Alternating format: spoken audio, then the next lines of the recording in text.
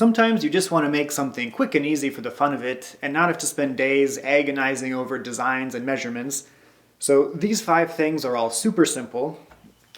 This is just a hunk of wood with a shallow hole drilled in it, but it's a lovely hunk of wood with a shallow hole drilled in it. So we have tea light holders, tongs, a little solitaire puzzle, whistles, and a shaker-inspired shelf. These could be made with whatever material you happen to have, maybe a good use for those random scraps you've been saving for a while. And there are endless possibilities for design just based on your preference and the wood you have. Now, I'll be using a variety of tools to make these, but these could all be done with just a handsaw and a drill. So you really don't need a ton of tools and equipment to start making fun little projects. We'll start with a branch whistle. You can make this out of kiln-dried lumber, or you can go outside and prune the shrubs in the backyard for material. If you're doing that, just make sure that whatever wood you're using is non-toxic. I'm using a birch branch, so I'll strip the bark off one end. Then I'll saw that end off. With a 1/2-inch drill bit, I'm going to bore in as far as I can, using the drill press to keep things straight and neat. I'll extend it a little with the hand drill. I'm not going all the way through. This hole stops short of the other end. Now I'm going to cross-cut maybe slightly less than halfway through, approximately 1/2 inch from the end. Nothing needs to be too exact with this. Then with a carving knife, I'll go down a little farther and make an angled cut down to that saw line, revealing the hole I just drilled. Next, I'll cut a small piece of 1/2-inch dowel and flatten one side, taking off around 1/3 of it.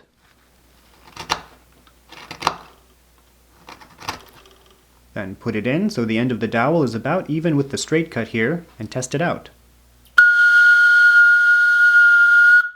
If you don't get a sound, or if you get a weak, airy sound, try moving the dowel in or out a smidge, or try removing more material from the flat side of it. When you get a good sound, it can be glued in place. I'm going around the whole thing with a carving knife to give it a nice smooth finish, and it also gives it that rustic, hand-carved look. I'll rub on some mineral oil, and that's all there is to it. You can have fun making these out of just about any branches you want. Next, we'll be making some small tongs. You want thin wood that's flexible but still strong.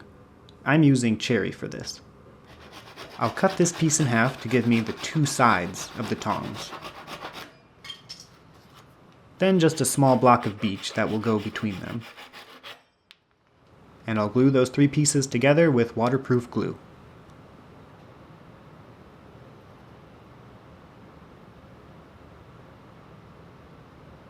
Once it's dry, I'll clean up some uneven edges with a chisel.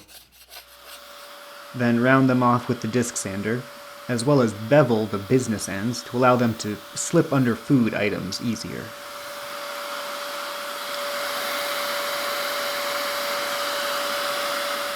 Some sanding, a mineral oil finish, and they're ready for action.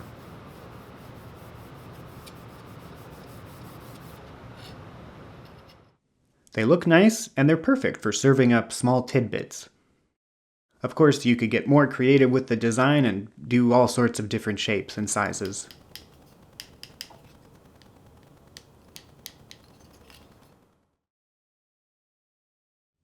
If you look at pictures of historic shaker buildings and rooms, you'll often see small shelves hanging on the walls, usually with candles on them, so that's where this idea comes from.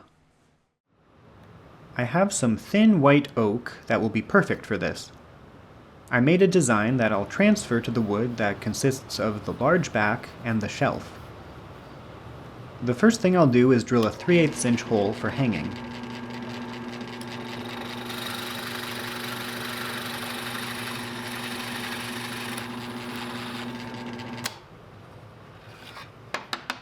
Then I'll cut out the back.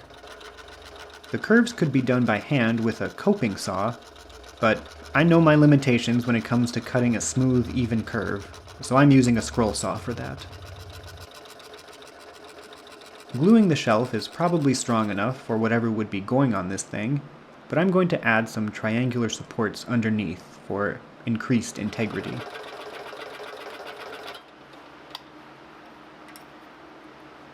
With a tape hinge to keep the shelf straight and in position, assembly begins. I'll use some blocks to make sure it's all staying square. This wood was a little cupped, so I needed a few more clamps to ensure the shelf and back made complete contact. Once that's dry, the support pieces can be glued in place. A final sanding to ease the sharp edges, and it gets a coat of oil finish.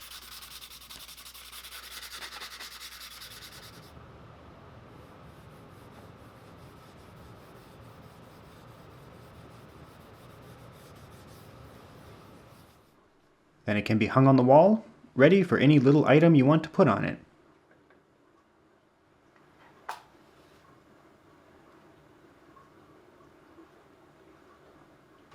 I might have to make a few more of these. If you have a 1.5 inch Forstner bit, you can turn anything into a tea light holder. I have some pieces of an oak limb I collected a while back, and they show a bit of spalting inside, which is neat. To drill into these, I've found it's easier to start with the full 1.5 bit, but only skim the surface to mark where it will be. Then I use a much smaller bit to bore in, and work my way up through several bits of increasing size. Otherwise, drilling into the end of this oak with such a large bit tends to be tough going, so it helps to remove a bunch of material before going at it with the big one. And that's about it. Once that's drilled, I'll sand and apply some finish.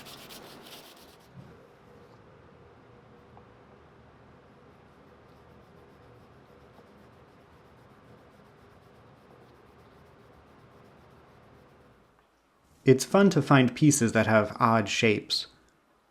These are so easy to make, but I think the results are a really neat way to show off the beauty of a piece of wood that might not have much woodworking use otherwise. And the final tiny project for this video is Peg Solitaire, the triangle version. If you watch my videos, you may know that games and puzzles are some of my favorite things to make, and in fact the reason I started woodworking. I have some yellow birch I'll be using for the triangle base, which I'll mark using this template I made. A couple 30-degree cuts on the miter saw make an equilateral triangle.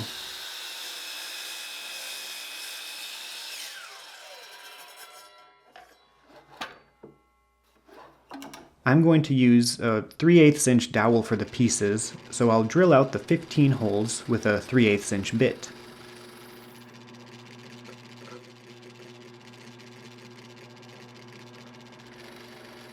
Then I need 14 little pieces cut, and their edges softened.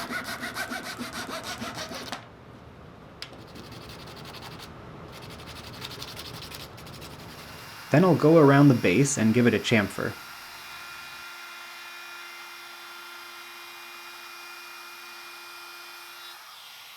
Lastly, some oil on everything, and it's ready to play. Starting with an empty point, hop the pieces over each other to empty spots, removing the one you jump over. The goal is to end with one peg.